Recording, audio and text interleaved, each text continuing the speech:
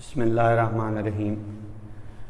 Students, कल हमने discussion की थी कि डीऑक्सीराइबोन्यूक्लियोटाइड्स और राइबोन्यूक्लियोटाइड्स के कंपोनेंट्स कौन कौन से होते हैं। उन कंपोनेंट्स की यूनियन से एक न्यूक्लियोटाइड कैसे बनता है, आज हम इस टॉपिक से अपनी डिस्कशन का आगाज़ करेंगे कि ये कंपोनेंट्स आपस में इकट्ठे कैसे होते हैं और कौन कौन से मराहिल से गुज़र के सेल में न्यूक्लियोटाइड्स की कंस्ट्रक्शन का प्रोसेस जारी रहता है। क्योंकि हम दोनों किस्मों के न्यूक्लियोटाइड्स, आरएनए के राइबोन्यूक्लियोटाइड्स और डीएनए के डीऑक्सीराइबोन्यूक्लियोटाइड्स पर बात कर रहे हैं, तो हम इन दोनों को पैरेलल डिस्कस करते जाएंगे। तो न्यूक्लियोटाइड के तीन कंपोनेंट्स होते हैं। Chemical components of nucleotides are 3, चाहे वो डी न्यूक्लियोटाइड्स हों या राइबोन्यूक्लियोटाइड्स। इन जनरल हम लिखते हैं पेंटोज शुगर और नाइट्रोजिनस बेसिस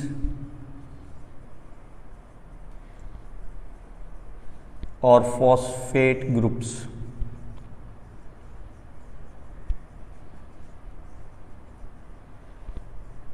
ये न्यूक्लियोटाइड्स की कंपोजिशन है। पर्टिकुलरली अगर हम राइबोन्यूक्लियोटाइड्स के कंपोनेंट्स लिखें तो ribonucleotides are composed of ribose sugar,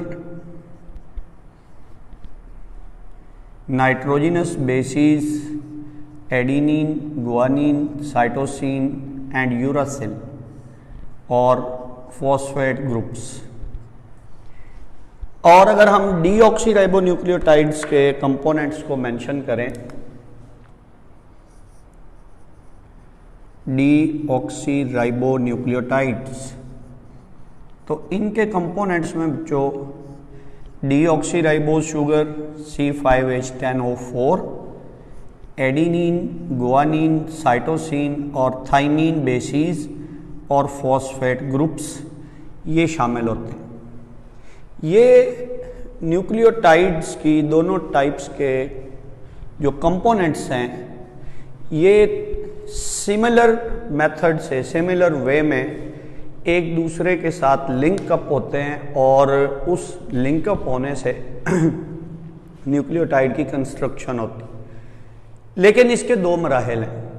पहले मरहले में जो शुगर मॉलिक्यूल है उस पर नाइट्रोजिनस बेस ऐड होती है। शुगर के 5 कार्बन हैं, उनमें से 4 रिंग में है, 5वां कार्बन रिंग के बाहर है।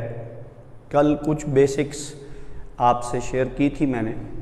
तो जो कार्बन नंबर 1 है, उस कार्बन नंबर 1 पर ऐड होगी नाइट्रोजिनस बेस, और ये कंपोनेंट जो इन दो मॉलिक्यूल्स के रिएक्शन से बनेगा, इसको न्यूक्लियोटाइड नहीं कहेंगे, इसको न्यूक्लियोसाइड कहेंगे। अगर वो शुगर राइबोज है और बेसिस ये हैं तो वो राइबोन्यूक्लियोसाइड्स बनेंगे। अगर वो शुगर डीऑक्सीराइबोज है और बेसिस ये हैं तो फिर ये डीऑक्सीराइबोन्यूक्लियोसाइड्स बनेंगे। यानी न्यूक्लियोटाइड्स की अगर 2 किस्में हैं तो न्यूक्लियोसाइड्स की भी 2 किस्में हैं। सबसे पहले हम राइबोन्यूक्लियोसाइड्स की बात करते हैं। राइबोन्यूक्लियोसाइड्स क्या हैं? Ribonucleosides are molecules made by reaction between ribose sugar plus nitrogenous base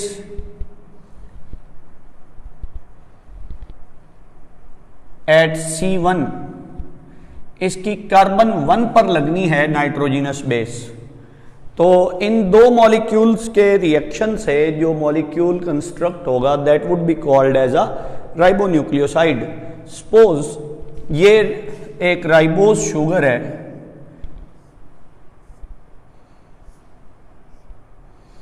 this is carbon 1 of this ribose, ये कार्बन 2 है, ये कार्बन 3 है और ये कार्बन 4 है। यहाँ हाइड्रोक्सल है, इधर हाइड्रोजन है, यहाँ हाइड्रोजन हाइड्रोक्सल है, सिमिलरली इधर भी यहाँ हाइड्रोजन और इस तरफ C5 है इसका।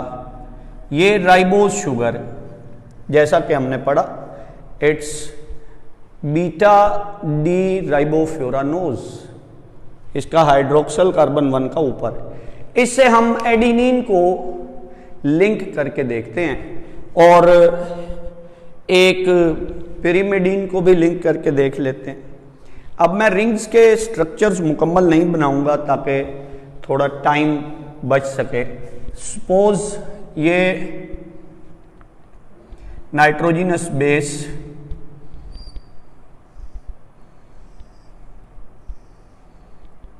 एडिनिन है, इसके कार्बन 6 पर यहाँ क्या होगा NH2 अमाइनो होगा और ये इसकी स्मॉलर रिंग इस तरफ है, हमने दूसरी ओरिएंटेशन में बनाई थी।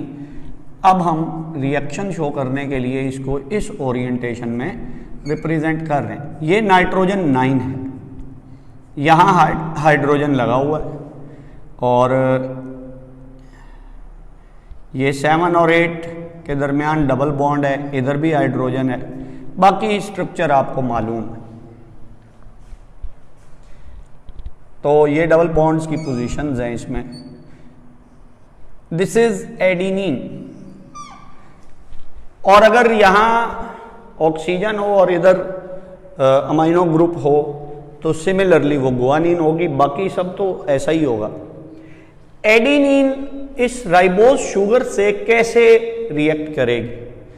एडिनिन जो अपने नाइट्रोजन 9 के जरिए शुगर के कार्बन 1 से रिएक्ट करेगी। नाइट्रोजन 9 पर हाइड्रोजन है और यहाँ हाइड्रोक्सल है। जो एंजाइम इन दोनों को लिंकअप करवाता है वो रिएक्शन में हाइड्रोजन और हाइड्रोक्सल का रिएक्शन करवाता है और उससे क्या होता है, उससे वाटर मॉलिक्यूल एलिमिनेट होता है। पानी का मॉलिक्यूल यहाँ से रिलीज होगा और ये कार्बन 1 राइबोज का इस प्यूरिन के नाइट्रोजन 9 से डायरेक्ट CN लिंकेज बनाकर जुड़ जाएगा। तो ये बॉन्ड हम ऐसे शो करेंगे, इट्स अ CN लिंकेज। लेकिन ये CN लिंकेज, ये जो CN लिंकेज पेप्टाइड बॉन्ड नहीं है। पेप्टाइड बॉन्ड में जब CN लिंकेज बनता है तो वो कार्बोक्सिलिक एसिड ग्रुप और अमाइनो ग्रुप के दरमियान बनता है। खैर, यहां से वाटर मॉलिक्यूल रिलीज हुआ, नाइट्रोजन 9 कार्बन 1 से जुड़ गई। ये राइबोज शुगर प्लस एडिनिन, यानी एक पेंटोज शुगर प्लस एक नाइट्रोजिनस बेस, ये दोनों मॉलिक्यूल्स के कॉम्बिनेशन से जो मॉलिक्यूल ये बन रहा है, this molecule is called as a ribonucleoside. इनके नाम हम रखेंगे, लेकिन मैं पहले आपको इस मॉलिक्यूल से, शुगर के मॉलिक्यूल से पिरिमिडीन को ऐड करना बता दूं। Pyrimidines, as you know, these are 6 cornered molecules और इनका नाइट्रोजन 1 यहां होता है।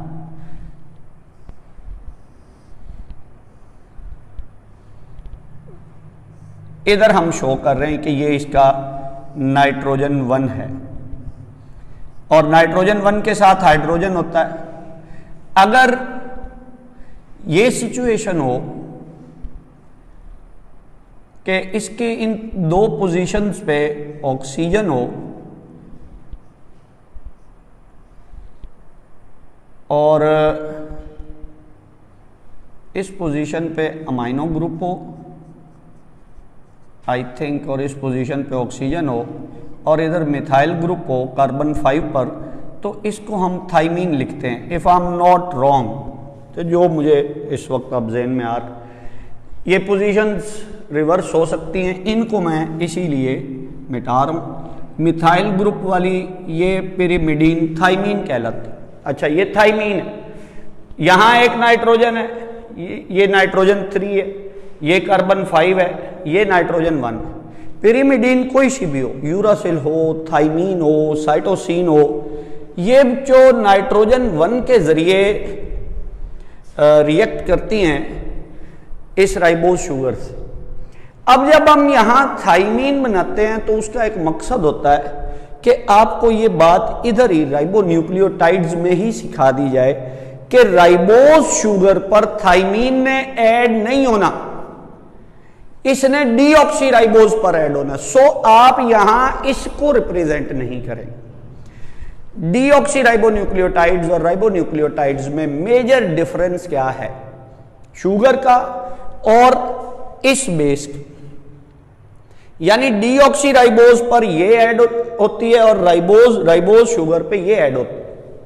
तो यहां आप कोई और बेस शो कर ले, फॉर एग्जांपल ये डाइऑक्सी यूरासिल शो कर ले।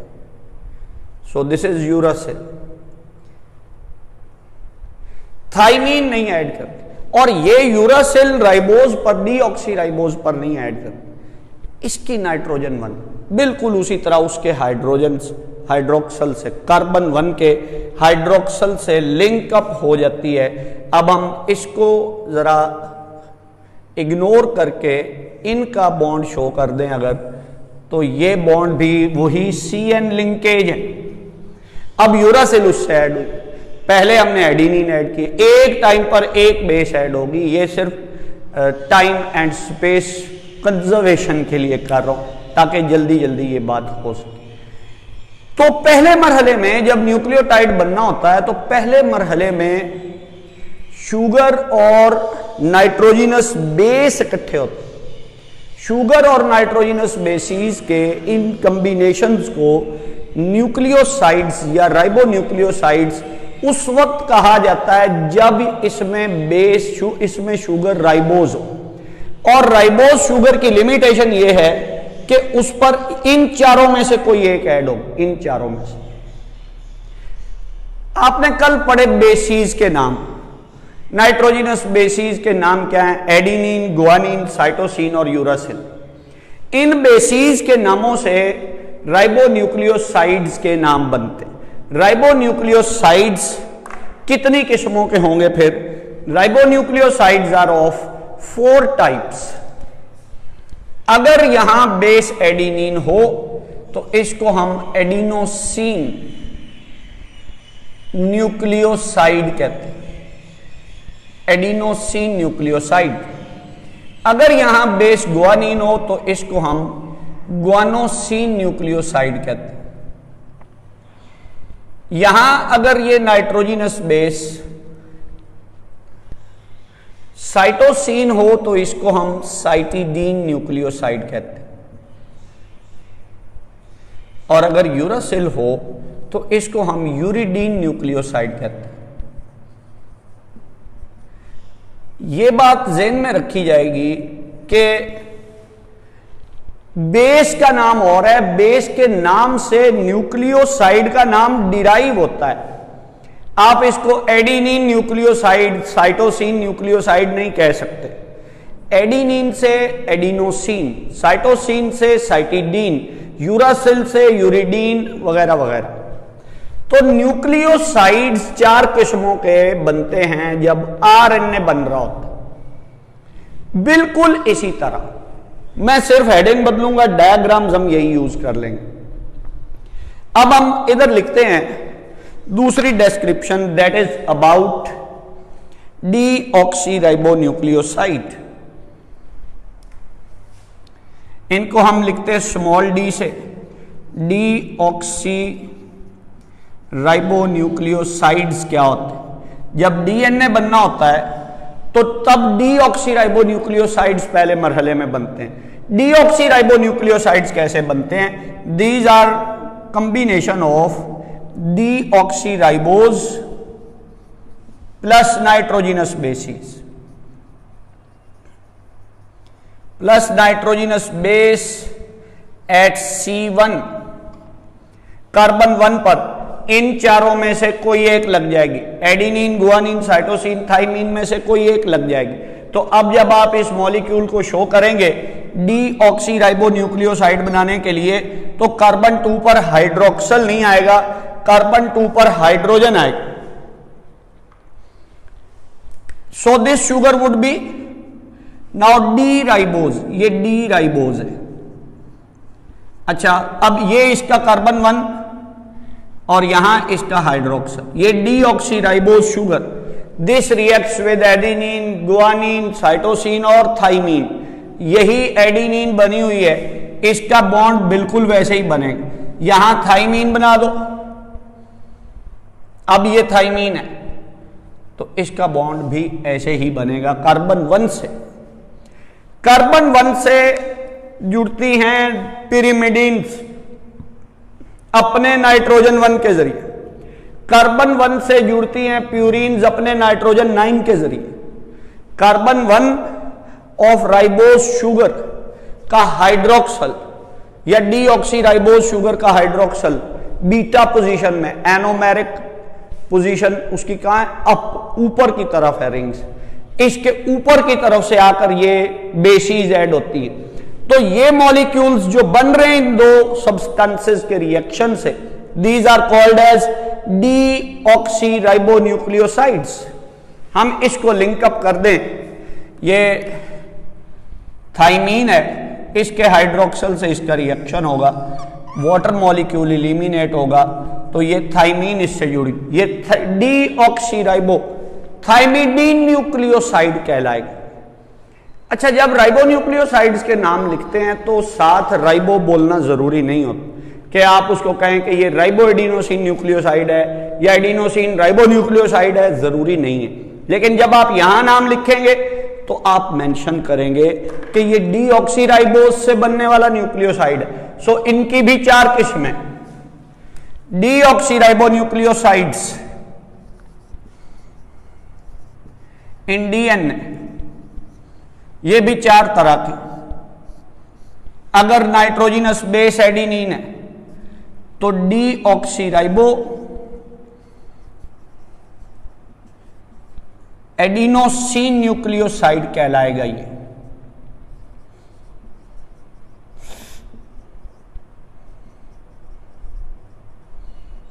अगर नाइट्रोजिनस बेस गुआनिन है तो ये डीऑक्सी राइबो गुआनोसिन न्यूक्लियोसाइड कहलाएगा। अगर ये बेस साइटोसिन है तो डीऑक्सी राइबो साइटिडीन न्यूक्लियोसाइड कहलाएगा। और अगर ये बेस थाइमीन है तो जो ये कहलाएगा डीऑक्सी राइबो थाइमिडीन न्यूक्लियोसाइड। तो जैसे जैसे बेस बदलते जाएं न्यूक्लियोसाइड्स की टाइप्स और नाम बदलते जाते। राइबोज शुगर पर अगर वो 4 बेसिस ऐड हो कार्बन 1 पे तो ये 4 किस्मों के राइबोन्यूक्लियोसाइड्स बनते। डीऑक्सी राइबोज शुगर पर ये 4 बेसिस ऐड हो कार्बन 1 पे तो ये जो 4 किस्मों के डीऑक्सी राइबोन्यूक्लियोसाइड्स बनते हैं। इनके सही नाम लिखने, पढ़ने, इनको देख के पहचानना आपको मालूम होना चाहिए। आपको एक एमसीक्यू आता है, उसमें ये तो नहीं लिखा होगा ना कि ये थाइमीन है, उसमें साइटोसिन तो साथ नहीं लिखा होगा, आपको उसका स्ट्रक्चर आ जाता है और पूछा जाता है कि ये बताएं कि ये कौन सा न्यूक्लियोसाइड या कौन सा न्यूक्लियोटाइड है। तो आपने सबसे पहले कार्बन 2 को देखना है। कार्बन 2 पर देखना है कि हाइड्रोक्सल रिंग के बाहर है या हाइड्रोजन है। अगर तो कार्बन 2 पर हाइड्रोजन रिंग के बाहर होगा तो इसका मतलब यह होगा कि ये एक डीऑक्सी राइबो न्यूक्लियोसाइड या न्यूक्लियोटाइड है। अगर यहां हाइड्रोक्सल हो रिंग के बाहर कार्बन 2 पर तो उसका मतलब यह होगा कि ये एक राइबो न्यूक्लियोसाइड या राइबो न्यूक्लियोटाइड है। न्यूक्लियोटाइड्स के 3 कंपोनेंट्स होते हैं, राइबोन्यूक्लियोसाइड और डीऑक्सी राइबोन्यूक्लियोसाइड्स न्यूक्लियोटाइड बनने के पहले स्टेप में, पहले मरहले में बनते हैं। अब फॉस्फेट ऐड होना, कार्बन 5 पर या कार्बन 3 पर दोनों पर फॉस्फेट हो सकता है, लेकिन हम एज अ रूल इसको कार्बन 5 पर ही डिस्क्राइब करेंगे। यानी सेल में ऐसे कई न्यूक्लियोटाइड्स हैं जिनके कार्बन 3 पर फॉस्फेट हो सकता है, कार्बन 5 पर हम ऐड करना सीखेंगे और इसी से ही हम इसका नोमेनक्लेचर भी सीखेंगे। अगेन हम पहले राइबोन्यूक्लियोसाइड्स की बात करते हैं और मैं आपके सामने ये एक न्यूक्लियोसाइड एग्जाम्पल के तौर पर मेंशन कर लेता हूं कि ये हमारे पास एडिनोसिन न्यूक्लियोसाइड है। राइबोज शुगर कर देते हैं हम इसको, ये कार्बन 2 पर हाइड्रोक्सल, ये कार्बन 1 है और ये जुड़ा हुआ है इससे, ये एडिनोसिन न्यूक्लियोसाइड है। इससे बनना है न्यूक्लियोटाइड। कैसे बनेगा न्यूक्लियोटाइड? इसके कार्बन 5 पर फॉस्फेट ऐड हो। पहले हम एक फॉस्फेट ऐड करते हैं, एक फॉस्फेट रेडिकल यहां रिप्रेजेंट कर लेते हैं कि सपोज ये एक फॉस्फेट रेडिकल है, P डबल बॉन्ड हो, हाइड्रोक्सल हाइड्रोक्सल और ये हाइड्रोक्सल, ये हाइड्रोक्सल कंडेंस होंगे, पानी का मॉलिक्यूल यहां से रिलीज होगा और इस CH2 और इस P के दरमियान एक ऑक्सीजन एटम रह जाएगा -H2 होने से, क्योंकि 2 हाइड्रोक्सल थे ना, तो 2 हाइड्रोक्सल रिएक्ट किए, एक ऑक्सीजन एटम प्लस एक वाटर मॉलिक्यूल, ये बना। अब फॉस्फेट लिंक हो गया इस मॉलिक्यूल के कार्बन 5 पर। ये था एडिनोसिन न्यूक्लियोसाइड, यही था ना। अब इसको पढ़ो, एडिनोसिन मोनोफॉस्फेट। न्यूक्लियोसाइड तो ये अब रहा ही नहीं। यानी न्यूक्लियोटाइड क्या होता है? न्यूक्लियोटाइड, राइबोन्यूक्लियोटाइड क्या होता है? Ribonucleotide is equal to a ribonucleoside plus 1 phosphate or 2 phosphates or 3 phosphates। इसके कार्बन 5 पर 1 या 2 या 3 फॉस्फेट ऐड हो जाए तो इस राइबोन्यूक्लियोसाइड को हम कहते हैं ribonucleotide. And same is the condition for deoxy ribonucleotide. उसके कार्बन 5 पर डीऑक्सी राइबोन्यूक्लियोसाइड के कार्बन 5 पर शुगर में 1 या 2 या 3 फॉस्फेट ऐड। अब ये एक ऐड हुआ तो उस न्यूक्लियोसाइड के नाम के साथ लग जाएगा मोनोफॉस्फेट। 2 ऐड हो जाए डाइफॉस्फेट, 3 हो जाए ट्राइफॉस्फेट। पहले हम ये नाम लिखते हैं, एडिनोसिन न्यूक्लियोसाइड से 3 किस्मों के न्यूक्लियोटाइड्स बन सकते हैं। क्या? एडिनोसिन मोनोफॉस्फेट,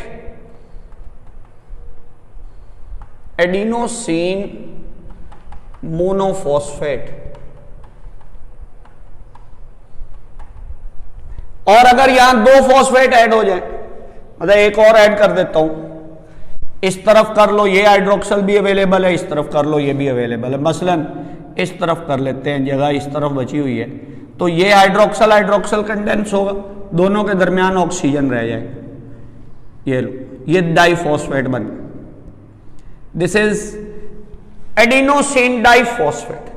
तीसरा ऐड कर, तीसरा फॉस्फेट भी इधर ही ऐड कर देते, ये ऑक्सीजन बचा।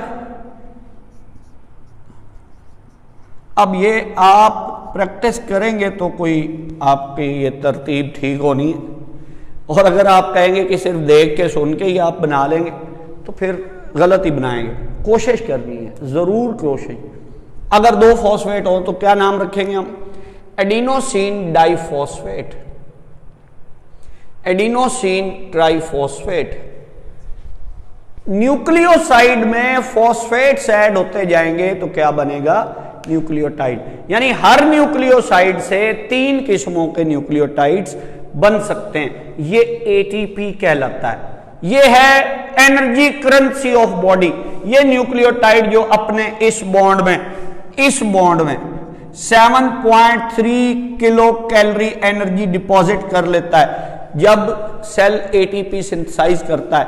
ये बॉन्ड टूटता है और इस एनर्जी को सेल को प्रोवाइड किया जाता है। न्यूक्लियोटाइड्स के डीएनए आरएनए बनाने के अलावा भी कई रोल्स हैं, ये उनमें से एक है, इसीलिए हम टिपिकली पहले एडिनोसिन बनाते हैं।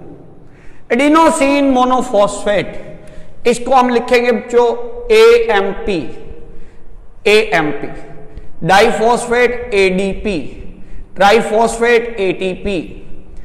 अब ग्वानोसिन न्यूक्लियोसाइड से क्या क्या बनेगा?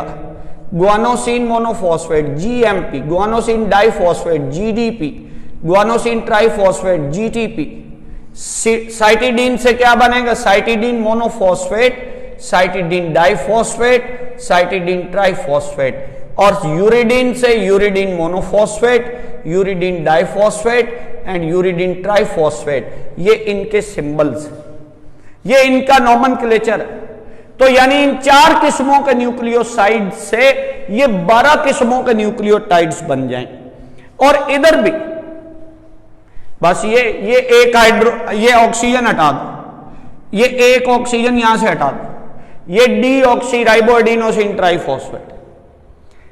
तो यानी डीऑक्सीराइबोन्यूक्लियोसाइड से भी इसी तरह, लेकिन यहां जब हम नाम लिखेंगे तो स्मॉल डी लिखेंगे। डीऑक्सीराइबोएडिनोसिन मोनोफॉस्फेट, DADP, DATP। ग्वानोसिन से GMP, GDP, GTP। साइटिडीन से CMP, CDP एंड CTP। जबकि थाइमिडीन से TMP, TDP and TTP, thymidine triphosphate. In 4 nucleoside से ये 12 किस्मों के डीऑक्सीराइबोन्यूक्लियोटाइड्स बनेंगे। तो समरी क्या हुई? DNA is made up of 12 different types of ribonucleotides, while RNA deoxyribonucleotides, while RNA is made up of 12 different types of ribonucleotides। ये monophosphate, die और ट्राई हो सकते हैं, लेकिन अबंडेंस आमतौर पर ट्राइफॉस्फेट्स की होती है। न्यूक्लियोटाइड्स कैसे बनाते हैं डीएनए और आरएनए, ये हमारा अगला क्वेश्चन है। ये हम नेक्स्ट डिस्कशन में लाएंगे और उसको इंशाल्लाह डिस्कस करेंगे। Thank you.